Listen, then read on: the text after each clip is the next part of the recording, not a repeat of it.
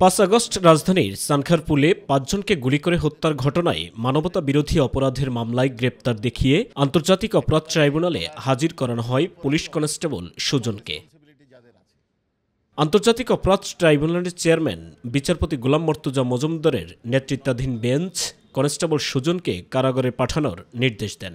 তাকে গ্রেপ্তার করার জন্য মাননীয় ট্রাইব্যুনালে পিটিশন দেওয়া হয়েছিল। মাননীয় ট্রাইব্যুনাল প্রাথমিক পর্যায়ে তার প্রোডাকশন ওয়ারেন্ট দিয়ে আজকে নিয়ে এসেছেন এবং আজকে ডিটেনশনের আদেশ দিয়েছেন। 23 জানুয়ারি উক্ত মামলায় তদন্ত প্রতিবেদনের তারিখ ধার্য করা হয়েছে। আমরা বাকিদেরকে আইডেন্টিফাই করার চেষ্টা করছি এবং ভিডিওটা আমাদের কাছে সংরক্ষিত আছে। শিগগিরই আমরা আইডেন্টিফাই করার পরে আইও রিপোর্টের প্রেক্ষিতে আইও এই কাজটা চালাচ্ছেন, চেষ্টা করছেন। গ্রেপ্তারের পিটিশন আমাদেরকে দিলে আমরা তখন এটাকে। কনস্টেবল সুজন হোসেনকে জিজ্ঞাসাবাদ করা হবে বলেও জানান প্রসিকিউশন। সাইদুর রহমান আবির, মাই টিভি, ঢাকা।